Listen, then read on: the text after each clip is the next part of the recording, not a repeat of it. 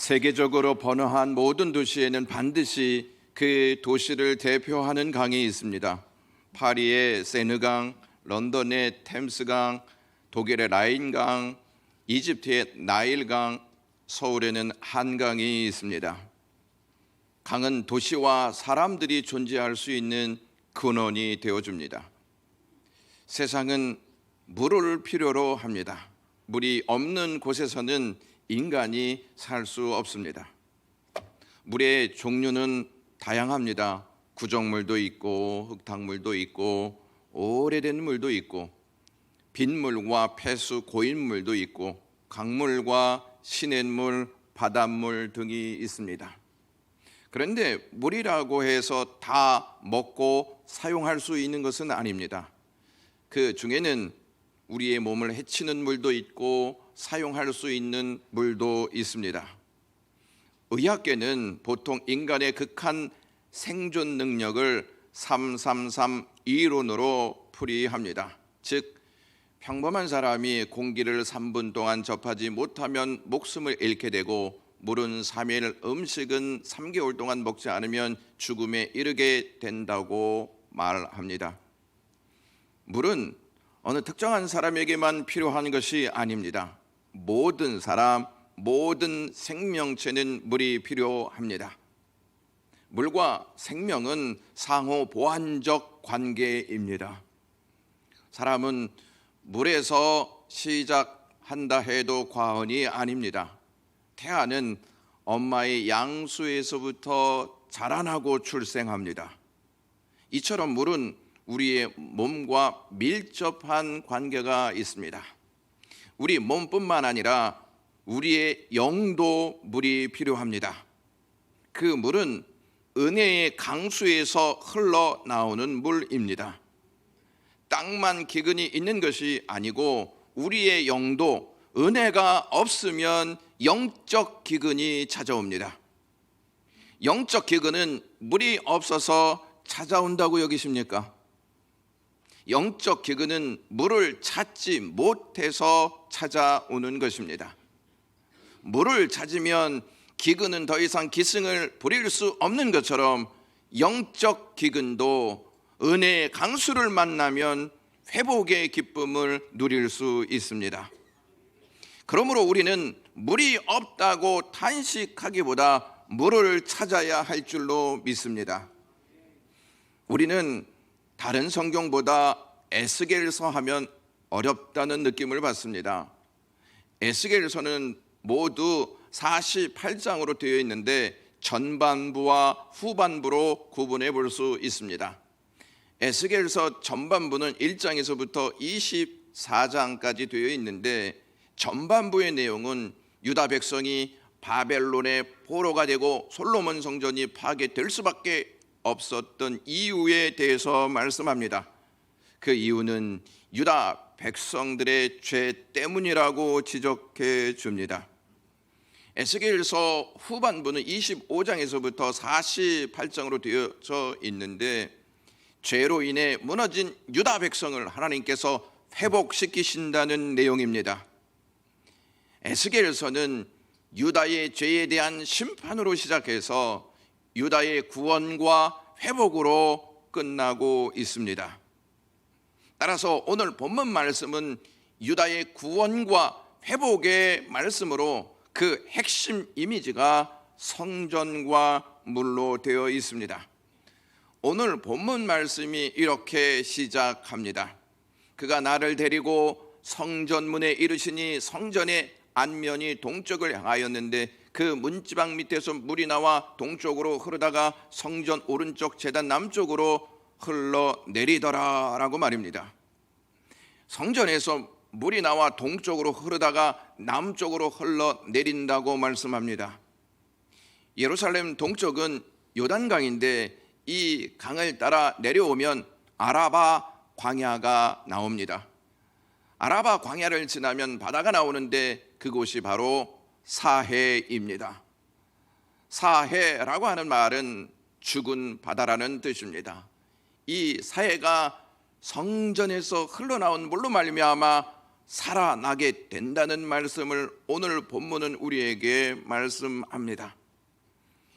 성전 문지방 밑에서 나온 물이 처음에는 발목까지 차오르고 무릎까지 오르고 허리에 오르고 마침내는 창이란 물이 되어 사해를 향해 흘러가는데, 그 물이 흘러가자 죽었던 사해가 살아납니다.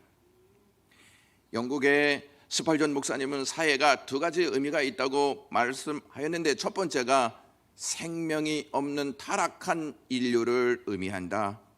두 번째는 생명이 없는 타락한 인간의 마음을 의미한다고 말하였습니다. 따라서 사해는 세상과 이스라엘 그리고 우리의 현실을 대변해 줍니다. 지금 이스라엘은 죽은 바다와 같이 완전히 무너진 상태에서 앞이 보이지 않았고 힘은 다 잃어버렸습니다.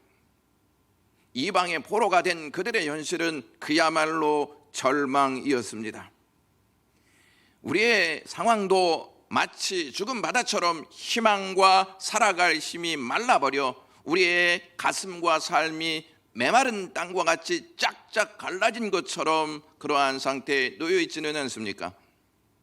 이스라엘 백성처럼 앞이 보이지 않는 상황이 아닙니까? 문제는 계속 우리의 어깨에 쌓여가고 근심거리가 우리의 삶에서 난동을 부리고 있지는 않습니까?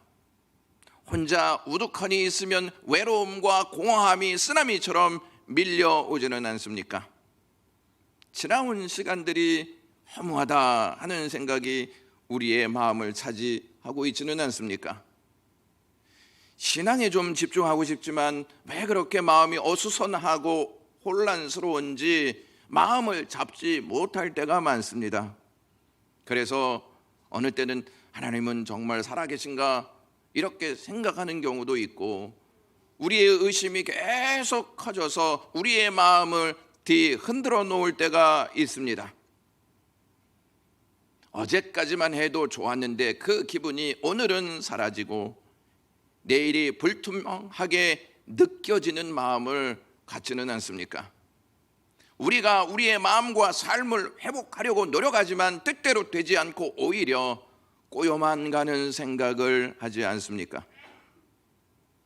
우리의 얼굴에서 미소가 없어진지도 모르고 살아가고 있는 형편은 아닙니까? 이 모든 것들이 우리의 삶과 마음을 메마르게 합니다. 이스라엘 백성들은 하루하루가 고되고 힘들었습니다. 무슨 일이 일어나는지 몰라 마음을 졸이며 살아가는 상황이었습니다. 왜 이렇게 되었을까요? 하나님이 존재하지 않아서 그런 것일까요, 여러분? 하나님께서는 모세를 통해 수백 년 전부터 이스라엘 백성들에게 나는 너희들을 만들었다.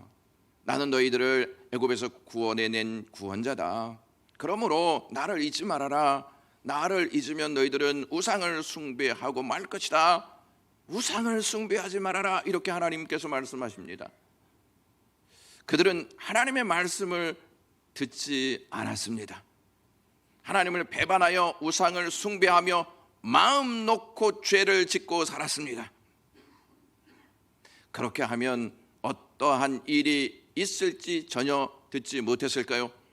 모세는 신명기 4장 25절에서 여호와 앞에 악을 행함으로 그 노를 일으키면 속히 망할 것이다. 너희 날이 길지 못해 전멸하게 될 것이다. 이렇게 말했습니다.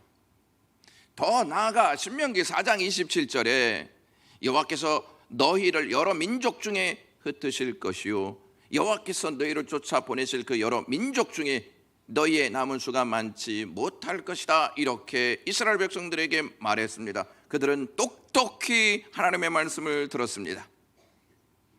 아담이 하나님의 말씀을 듣지 못해서 선악과를 따먹었다고 생각하십니까? 듣지 못해서가 아니라 분명히 들었습니다.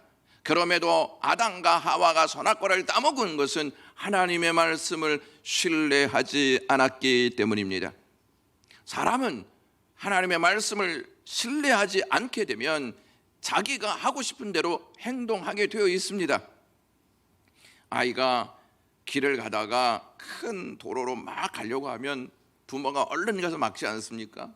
그러면 아이들은 자기 뜻대로 못하게 했다고 막 땡깡을 부르며 짜증을 내는 것을 여러분 경험하셨을 것입니다.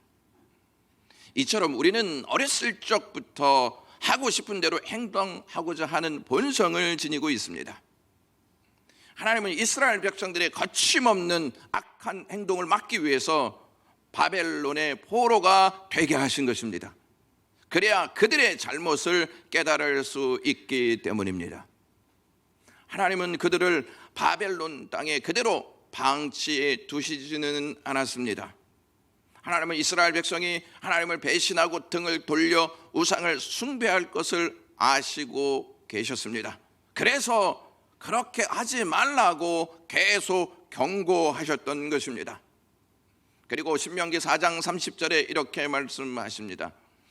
이 모든 일이 내게 임하여 환난을 당하다가 끝날에 내가 내 하나님 여호와께로 돌아와서 그의 말씀을 청종하리니 내 하나님 여호와는 자비하신 하나님이시라. 그가 너를 버리지 아니하시며 너를 면하지 아니하시며 내 조상들에게 맹세하신 언약을 잊지 아니하시리라 라고 말씀하셨습니다. 이 말씀을 좀 여러분들에게 이해하기 쉽게 말씀드리면, 너희가 나를 거역하고 우상을 숭배하여 이방 민족의 포로가 되어 환난을 당할 것이지만 너희는 다시 내가 준 땅으로 돌아와 살 것이다. 왜냐하면 나는 자비한 하나님이며 너희에게 한 약속을 잊지 않기 때문이다 하는 말씀입니다. 하나님께서 모세를 통해 하신 이스라엘의 구원과 회복의 역사를 오늘 본문 말씀을 통해서 이루시겠다고 말씀하고 계신 것입니다. 하나님은 에스겔 선지자에게 성전에서 흘러나오는 물을 통해 이스라엘의 구원과 회복이 이루어질 것을 알려주십니다. 오늘 본문 4절과 5절에 물을 측량하자 천척이 되었다 말씀합니다. 이 물의 천척은 약 550m라고 말씀드릴 수 있습니다. 측량하여 강을 건너는데 물이 발목까지 올라왔습니다. 그리고 또 천척을 측량하여 강을 건너니 무릎까지 왔습니다. 그리고 천척을 더 측량하여 강을 건너니 물이 허리까지 왔고 마지막으로 천척을 측량하니 헤엄쳐야 건널 수 있는 곳이 되었다고 말씀합니다. 성전에서 물이 나올 때에 천척을 4번 강조하고 있는데 2.2km의 측량임을 우리가 알 수가 있습니다. 사람이 능히 건널 수 없는 큰 강이 되었다고 말씀하고 있습니다. 은혜의 강수로 없던 것이 있게 되는 역사를 이스라엘 백성들이 맞이하는데, 먼저는 성전에서 흘러나오는 물이 죽은 바다 사이에 고기가 넘쳐나는 역사가 이루어질 것이다, 이것을 말씀합니다. 사이에 물고기가 넘치자 거기에 어부들이 그 그물을 치고 많은 물고기를 잡게 되는 역사를 우리에게 알려줍니다. 둘째는 성전에서 흘러나오는 물이 강물 좌우에 있는 나무들을 적시고 물을 먹은 나무들이 자라 모두 과실을 맺게 된다는 것입니다. 그 과실 나무들은 달마다 새 열매를 맺고 나무 잎사귀들은 치료 효과가 있어 약재가 된다, 이렇게 말씀합니다. 은혜의 강수가 흐르지 않았을 때에는 바다와 나무에 생명이 없었습니다. 그곳이 성전에서 나오는 은혜의 강수로 말미암아 생명의 풍성함의 역사가 시작되었다 하는 것을 전해줍니다. 이렇게 은혜의 강수는 생명력이 있어 죽은 것을 살리고 없는 것을 있게 하는 능력이 된다고 말씀합니다. 이것이 무엇을 의미하냐면, 예루살렘과 예루살렘 성전이 무너졌습니다. 하나님께서 은혜로 다시 일으키시겠다는 것입니다. 그리고 예루살렘 성전의 영광이 회복될 것이다 하는 메시지가 이 내용에 담겨 있습니다. 은혜의 강수에는 특징이 있습니다. 그 첫 번째 특징이, 은혜의 강수는 마르는 법이 없다는 것입니다. 은혜의 강수는 어디나 어느 때나 언제나 솟아나 흐른다는 것입니다. 포로 기환 이후에 스가랴 선지자도 에스겔 47장과 동일한 환상을 보게 됩니다. 스가랴 14장 8절 말씀에 그날의 생수가 예루살렘에서 솟아나서 절반은 동해로 절반은 서해로 흐를 것이라 여름에도 겨울에도 그러하리라 말씀합니다. 이스라엘 땅에는 여름과 겨울이 건기입니다. 비가 오지 않아 물이 아주 귀한 때입니다. 그런데 예루살렘에서 생수가 솟아나 여름과 겨울 즉 건기에도 물이 풍성하여 동해와 서해로 절반씩 흐를 것이라고 스가랴 선지자가 예언하였습니다. 이것은 예루살렘에서 은혜의 복음이 흘러나와 온 세상에 전파될 것이다 라는 의미입니다. 은혜의 강수의 두 번째 특징은 흐르지 않는 곳이 없다는 것입니다. 은혜의 강수는 이스라엘을 위해 보여주신 환상이지만 더 나아가서는 열방 가운데로 흐른다는 뜻이 포함되어 있습니다. 과거 우리나라를 한번 보시면 얼마나 가난했습니까? 빈민국 중에서도 가장 밑바닥에 있었던 나라였습니다. 조선이라는 나라를 아는 나라가 거의 없을 정도였습니다. 청년들과 함께 비전 출입을 영국으로 간 적이 있습니다. 영국의 아이들과 이야기를 나누는 시간이 있었는데 그 아이들이 우리에게 어디서 왔냐고 이렇게 물어보았습니다.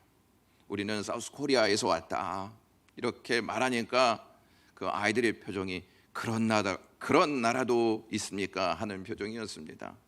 대한민국에 대해서 잘 몰랐습니다. 그렇게 우리나라의 위상은 낮았습니다. 지금은 대한민국을 잘 모르는 사람들은 거의 없을 정도입니다. 그만큼 우리나라의 위상이 높아졌습니다. 이와 같이 우리나라의 위상이 높아진 것은 선교사들의 헌신 때문이었습니다. 1866년 제너럴 셔먼호를 타고 한국에 들어왔던 토마스 선교사는 예수 교회에 대한 박해가 심한 것을 알고도 한 권의 성경을 이 땅에 전하려고 들여왔습니다. 그는 예수를 믿으시오라는 말을 남긴 채 대동강변 백사장에서 이슬로 사라졌습니다. 그의 죽음을 두고 과연 당시 영국 사람들은 그를 손가락질을 했을까요? 1885년 4월 5일 인천 제물포항에 도착한 두 명의 선교사가 있었습니다. 언더우드와 아펜젤러였습니다. 그들의 나이는 20대에 불과했습니다. 젊은 나이였습니다. 배를 타고 오랜 시간 항해 끝에 도착한 곳이 동방의 작은 나라 대한민국이었습니다. 당시 선교를 꿈꾸고 있었던 언더우드는 조선이라는 나라에 대해서 이러한 이야기를 들었다고 합니다. 지금 조선은 1300만 민족이 복음이 무엇인지 전혀 모른 채 가난과 질병과 학대 속에서 쓰러져 가고 있습니다. 그 나라가 드디어 작년에 문호를 열었습니다. 주님은 여러분 중 누군가가 조선 민족을 위해 선교사로 갈 것을 부르고 계십니다 라고 하는 말이었습니다. 이에 언더우드 선교사는 결심하고 동방의 작은 나라 한국을 찾아옵니다. 한국을 찾아온 언더우드 선교사가 이러한 기도를 했습니다. 주님, 메마르고 가난한 이곳 조선 땅 나무 한 그루 시원하게 자라지 못하고 있는 이 땅에 저희들을 심으셨습니다 라고 말입니다.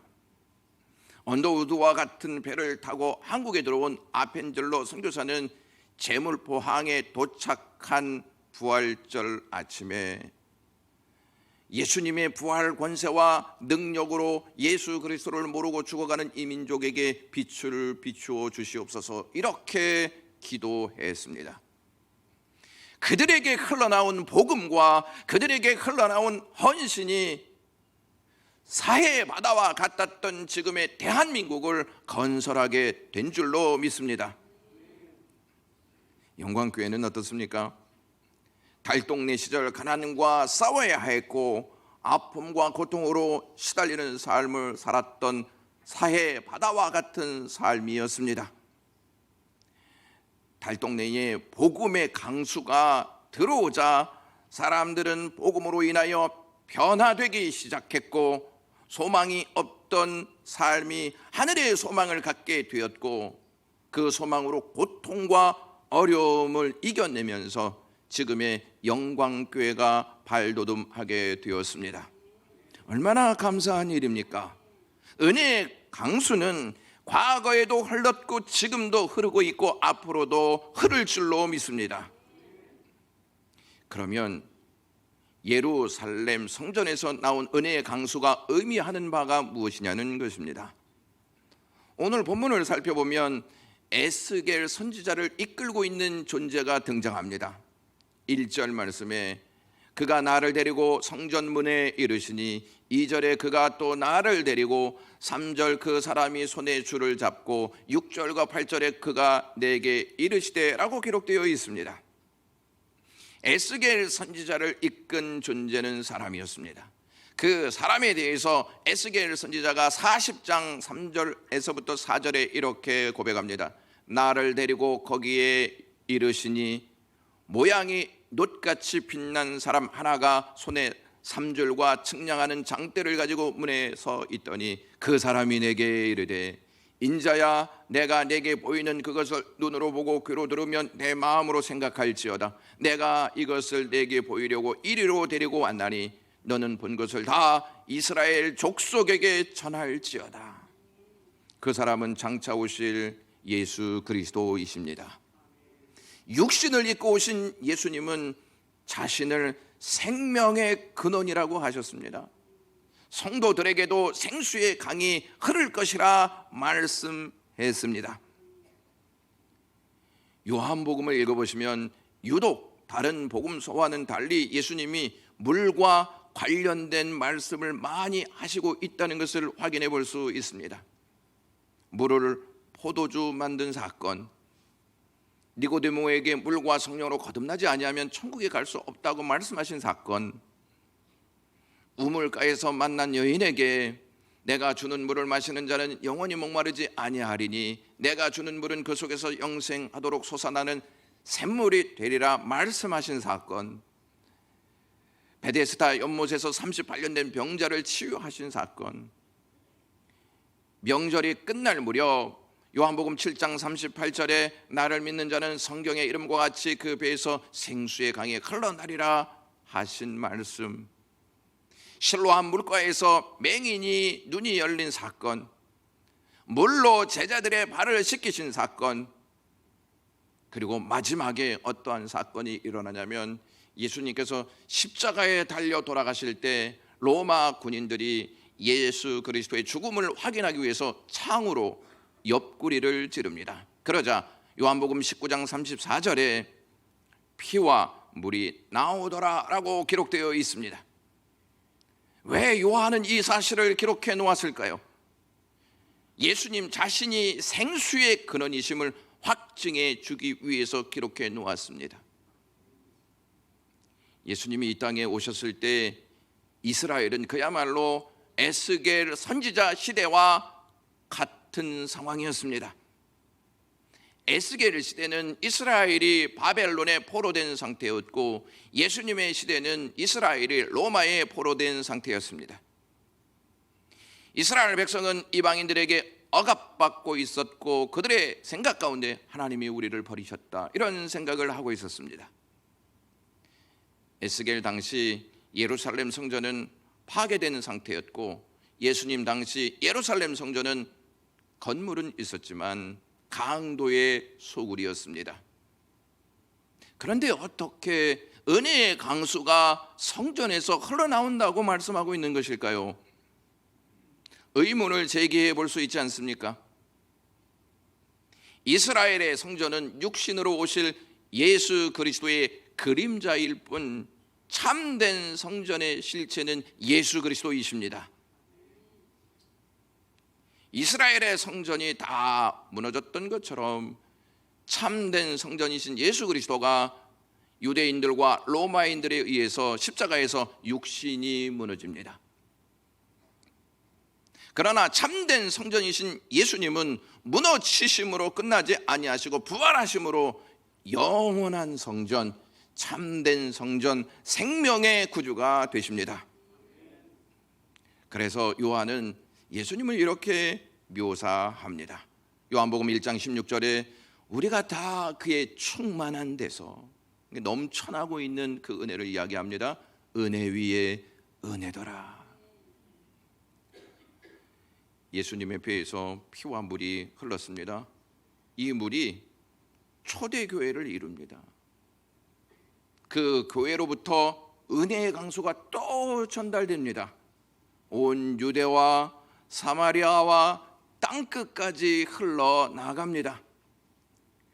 여러분, 사도행전에 보시면 어부인 제자들이 성령으로 충만하여서 그 은혜로 복음을 전하여 믿는 자들의 수가 더 많아졌다는 기록이 되어 있습니다.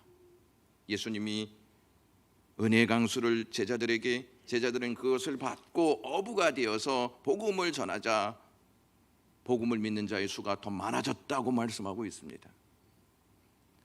저희가 읽지는 않았지만 10절 말씀에 이렇게 기록되어 있습니다. 또 이 강가에 어부가 설 것이다. 엔게디에서부터 에네글라임까지 금을 치는 곳이 될 것이다. 그 고기가 각기 종류를 따라 큰 바다의 고기같이 심이 많아질 것이다 라고 말합니다. 엔게디는 새끼 염소의 우물을 의미하고 에네글라임은 두 송아지의 우물을 뜻합니다. 둘 다 똑같이 물이라는 이미지를 우리에게 보여주고 있습니다. 그런데 엔게디와 게네글라임은 히브리어 문자지만 히브리어 문자에는 숫자가 다 있습니다. 숫자가 있는데 엔게디는 17이라는 숫자가 나오고 에네글라임은 153이라는 숫자가 나옵니다. 여러분, 1에서부터 7까지 계속 더하면 몇이 나올까요? 목사님, 설교 시간에 무슨 산수하시는 것입니까? 1에서부터 계속 17을 더하면 153이 나옵니다. 153 하면 여러분 무엇이 떠오릅니까? 요한복음 21장 보시면 제자들이 고기를 잡았는데 153마리였습니다.